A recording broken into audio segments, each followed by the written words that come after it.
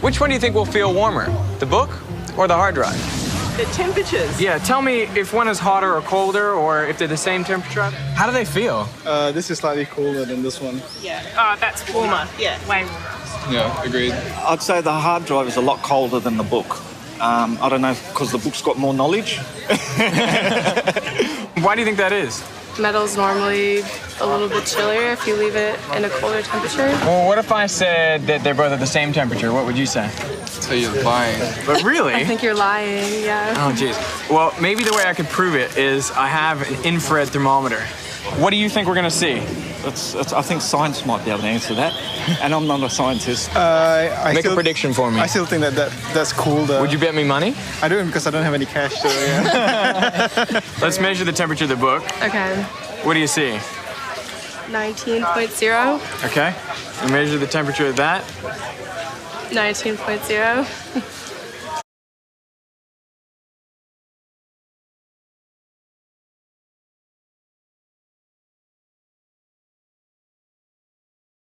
Plastic, but stay solid on the aluminium. Yes, but maybe I'm wrong. That one will melt more quickly than on the aluminium block. Yes. You would think so, thinking they're colder. Yeah, because it's cold. Let's And actually... I think they're going to go the same. All right, so we put an ice cube on each of those blocks. Wow. What are you seeing?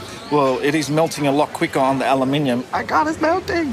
This is melting quicker than that one, even though this is aluminium, that's plastic. So which one felt colder? That This one. one. How does that make any sense? I have no idea.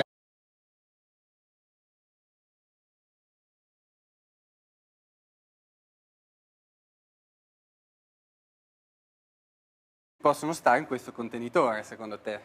Gonfi o sgonfi? È così? Allora, così gonfi, secondo me non ce ne sta neanche uno, ma tu c'hai ragione. mi farai un mirabolante trucco, Beh, naturalmente. ovviamente. Trucchi non ce n'è, ma un giochetto lo facciamo. Sì. Prendiamo il nostro palloncino e lo inseriamo Nell'azoto liquido. Quindi Vediamo lo stiamo cosa raffreddando succede. a 196 gradi Esattamente, sotto zero. perché c'è una legge che si chiama di Charles oppure di Volta-Gay-Lussac che dice che a pressione costante un gas varia il suo volume in funzione della temperatura. Quindi Certo. cosa vuol dire? Che se ho una temperatura molto bassa il volume si contrae, se ho una temperatura molto alta il volume aumenta. E infatti vediamo che sta aumentando.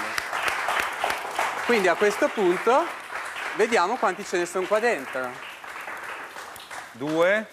Allora, vediamo di prenderlo bene perché sono ben incavati all'interno. Quanti ne hai messi? Di la verità. Parecchi. Allora, 3, 4. attento comunque alle mani. perché Maneggiandoli si fermano le velocemente non è mani. Allora, qua facciamo pericoloso. con Possiamo due. dire che l'azoto costituisce il 78% dell'aria, quindi comunque non è pericoloso, ma viene portato a basse temperature, quindi a meno 196 gradi, e quindi ha varie applicazioni anche dal punto di vista industriale o medico. Si utilizza anche per suggelare cibi? Si può utilizzare anche per suggelare i cibi. Allora, molto bella questa dimostrazione. Io stavo parlando con te, Wanda, della...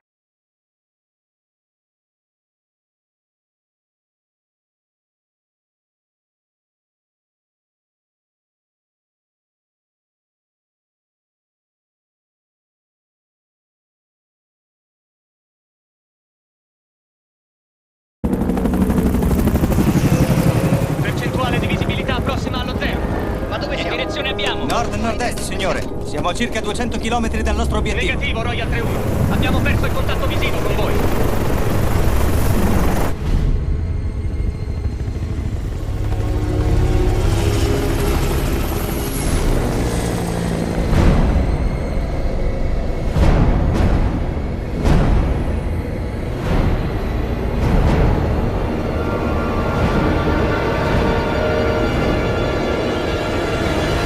Questo indicatore deve essere rotto. Royal 3-0, la velocità del vento è scesa. Ho davanti un muro verticale di nuvole formato da cirri. Che diavolo succede? Il carburante nei tubi si sta ghiacciando!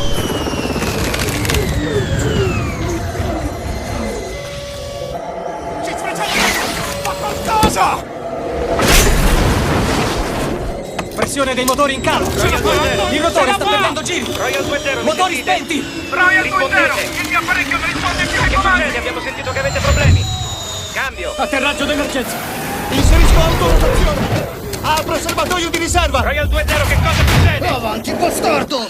Dateci la vostra posizione! Noi al 2-0!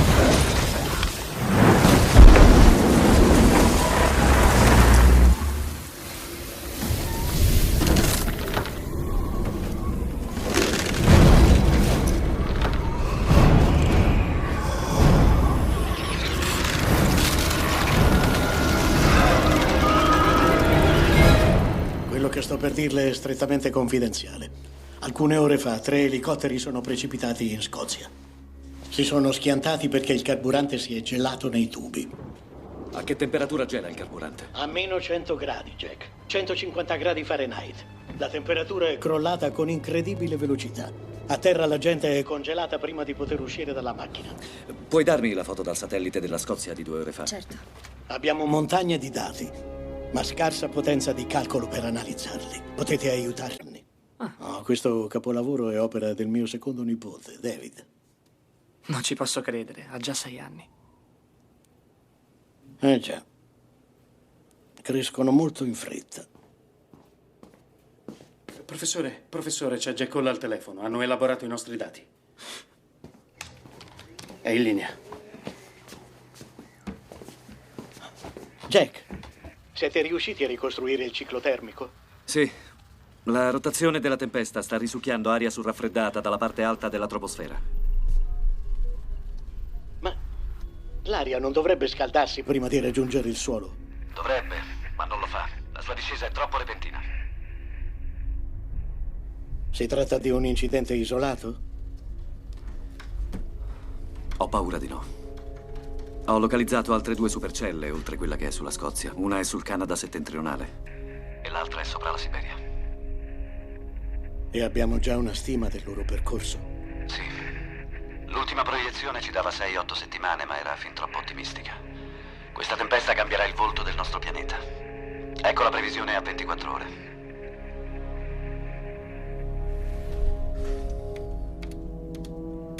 Questa è la previsione a 48 ore. E questo è il quadro tra 7-10 giorni. A tempesta finita, saremo in una nuova era glaciale.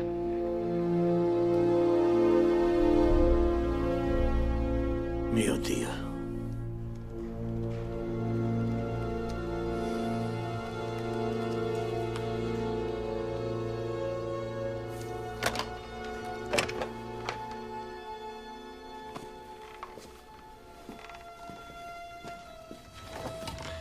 Professore, è tempo che andiate via di lì. Ho paura che il tempo sia già scaduto, amico mio.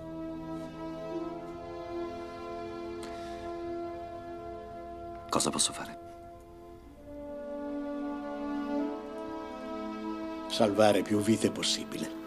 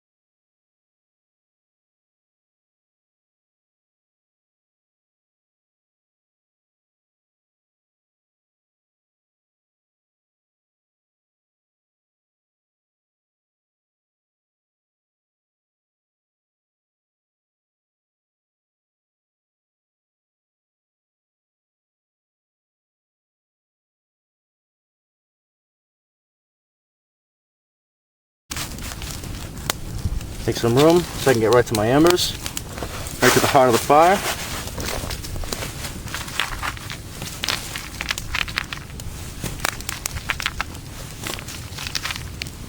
Okay, so I'm going to close this side up. Bring the fire back over.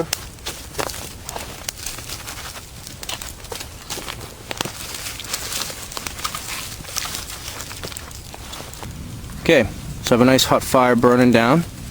As you can see, I have very strong hot embers in there. The rocks are right in there, so they should be very, very hot. We shouldn't have any problem boiling this water.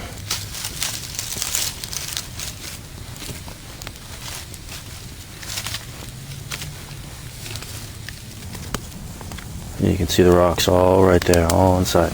Perfect. Alright, so I'm going to rake some of the embers along the path that I'm going to be dragging the rocks on, just in case I drop a rock with my tongs. It doesn't land in the dirt, anything like that.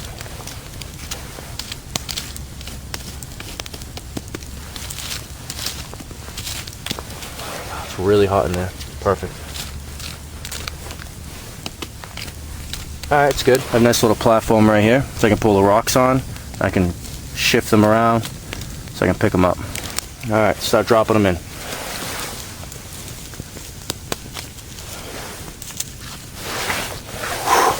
Them is very, very hot.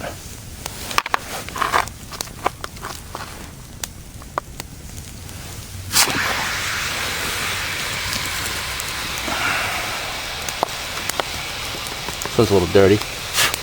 A little ash off. See a little dirt in there. It won't hurt, it's just dirt. Alright, this one I dropped on the ground. I'll throw it back in so we can get hot and clean again.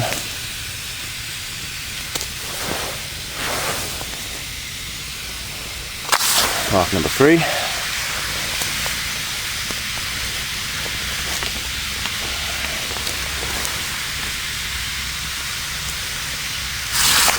Rock number 4, already starting to get a boil. Perfect.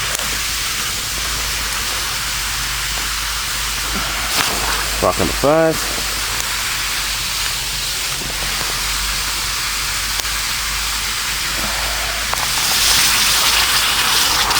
Oh yeah. Get a nice boil now.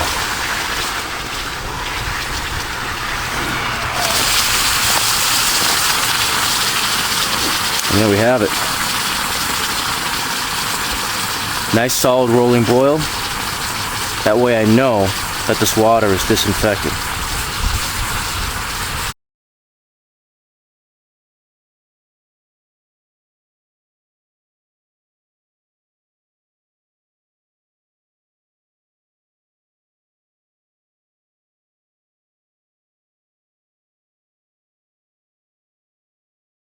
You to change the speed of the gas molecules, which are represented by the bouncing balls. As you increase the speed, the molecules bounce more, which pushes the lid of the container up, which increases the volume. You can also press a button, which stops all movement of the molecules. This simulates a temperature of absolute 0.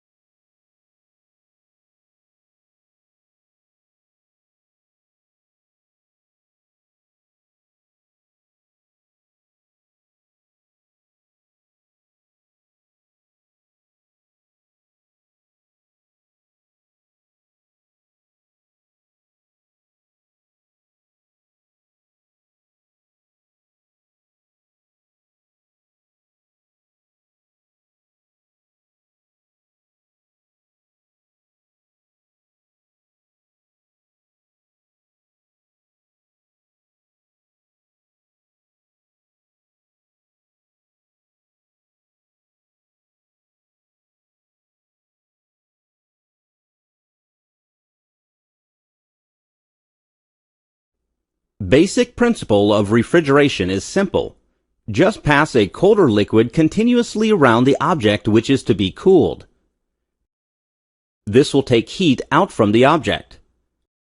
The whole refrigeration technology is after this: how to produce cold liquid continuously. We will see how this is achieved in this video. This is what inside a refrigerator. At the heart of the system is a simple device called throttling device. Cold liquid is produced with help of this phenomenon. In this case, throttling device is a capillary tube. For effective throttling, at inlet, refrigerant should be high-pressure liquid. Throttling device is an obstruction to the flow, which causes tremendous pressure drop. Due to drop in pressure, boiling point of refrigerant comes down, and it starts evaporating. Heat required for evaporation comes within the refrigerant, so its temperature drops.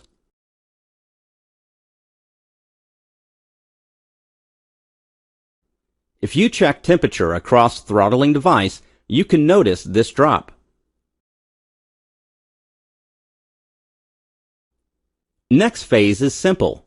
Just pass this cold liquid over the body where you have to absorb heat.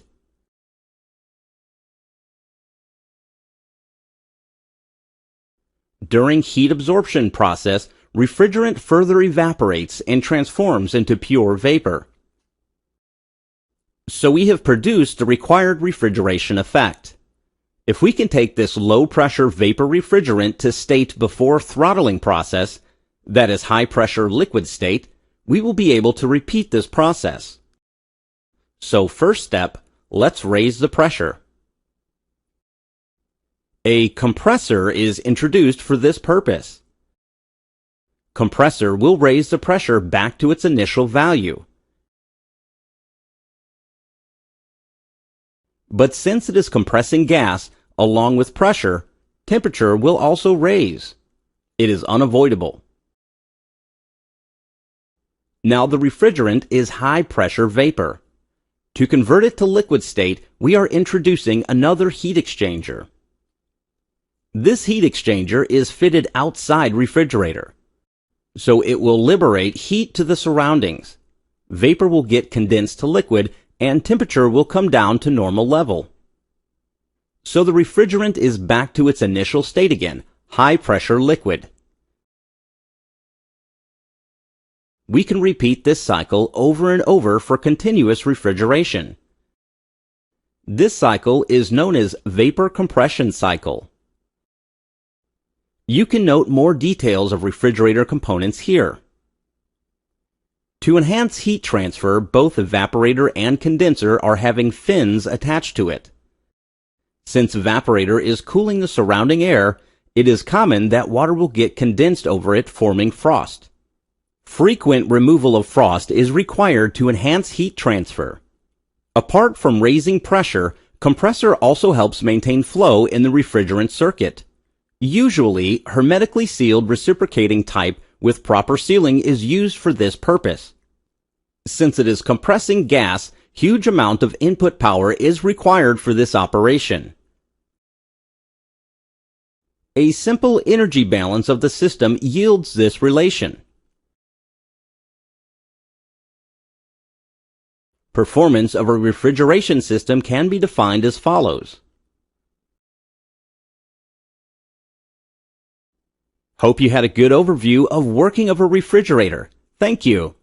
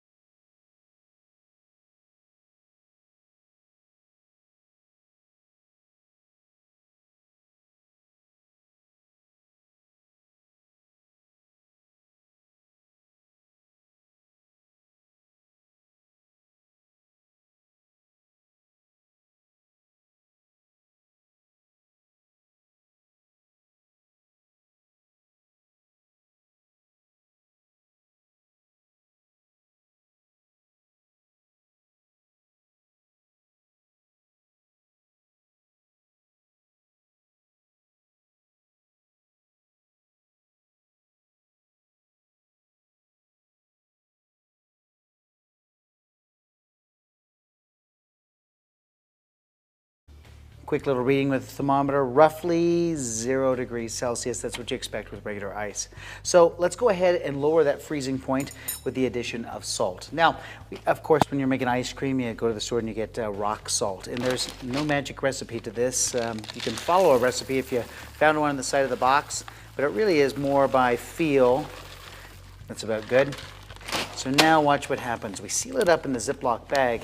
And believe it or not, all the years of doing this with kids, I've learned to have them bring gloves because your hand gets cold enough that they don't want to hang on to this anymore. And now the object is just to mix it around. I like to do this before we actually make the ice cream mixture that we're going to put inside because I want this to start getting cold. I want it to start to melt a little bit, to give us some room for the ice cream. Immediately you can tell that this is a lot colder than just a bag of ice. How cold is it? Down to about 14 degrees Fahrenheit. That's minus 10 degrees Celsius. Quick little check. And, oh, it's dropping fast. 7, 8, 10 degrees below 0 Celsius. We're ready for ice cream. Well, in order to make that ice cream, let's start with another Ziploc bag. So this is a smaller Ziploc bag, really, really good seal on it, heavy duty, so that's perfect. I'm going to start with the sugar, all right? So I'm going to put about, I don't know, a half a cup of sugar. Again, find any recipe that you want to, but this is just the basic of recipes. And some people will use regular milk. I think it's better to use half and half. And so to that, we're going to add about 2 cups of half and half, all right? Now, that's just the basic, right? And so if you like vanilla, then you know where we're going, a small amount of, well, you could measure it, but why would you? That's gonna be just about right. And for this mix-in, we're thinking chocolate chips. So about a little vanilla and some chocolate chips. And you can see our proportions are absolutely measured out perfectly. If 20 chocolate chips are good, then 40 are fantastic. All right, so this is everything that we need. This particular one here, I'm gonna just make sure that we take out as much air as possible, all right? This is what we wanna freeze. So let's mix this up so it's in solution. We try to get as much of that sugar dissolved as possible. And now this is where we wanna rob the energy, correct? So this is warm compared to this being super cold over here. So I think you've guessed it. This cream mixture can go down inside. Now let's say that you're somebody who's lactose intolerant, you can't have the cream and so forth. You can very easily mix up a kind of a juice if you want to, or I don't know, there's tons of recipes that are out there, but you can definitely try something else. But in this particular case, this is the simplest of recipes. Now, just gonna shake it up. You can't tell how cold my hands are getting, but they're freezing right now. This doesn't happen immediately. It's gonna take some time. So while I work on this and show you how I'm making homemade ice cream, I want you to be able to see how the pros do it. So I sent Higginsworth over to a local ice cream shop called Sweet Action Ice Cream to see if he can get some secrets and some tips for how the pros make excellent ice cream. It's kind of mushy. This is perfect. It's not super hard, but that's just fine. Now let me show you a little tip. It took me a little while to figure this out. I wondered why the ice cream sometimes tasted salty, and then it dawned on me, this is salty here, right? When you open it up, then that little remnant gets in there. So in order to clean that out, here's what you're gonna do. Just put it in some water. If you have a faucet, you can just kind of run it underneath and so forth. But before you open it up, just make sure that you get all of the salt off of the opening. Then when you open it up, perfect. And now, all right, take a look at this. Gotta get a little chocolate chip in here. That's the consistency of the ice cream. It's looking pretty good. It's easy, that's perfect. So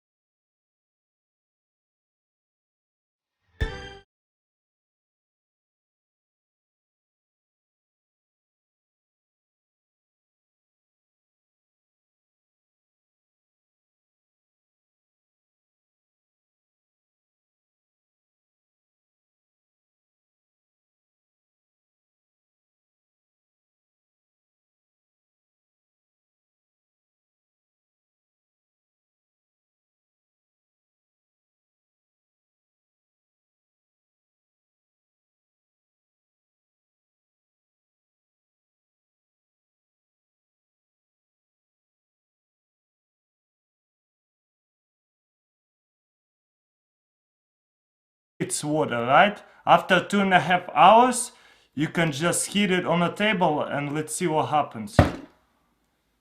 You see, it's freezing up by itself. So distilled water and it's ice now. And it's used to be water. Another good trick, open it, but very carefully, and put it on ice. So I got small piece of ice over there, and let's put it on ice. Let's see what happens. Check it out. So keep going. Isn't it awesome? It's like ice going thing. I'm creating a mess over here.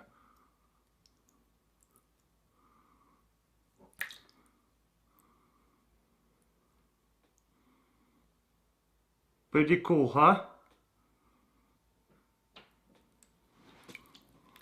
Let me know what you think in comments below. Amazing.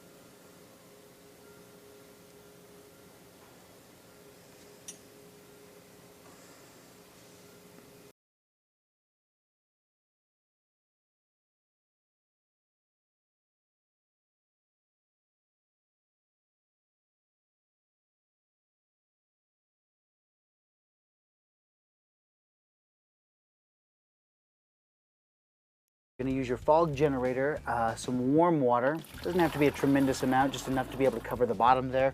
And our pieces of dry ice down inside. Your a couple good sized chunks should be perfect. Yeah, I think that's pretty good. Nice. And now I'm going to use the lid to be able to cover it up. And remember, when I cover it up here, it's got to go somewhere. So that's where the fog, or this dry ice smoke, carbon dioxide, comes out. It's also a great exfoliant. All right, so you don't need the gloves anymore.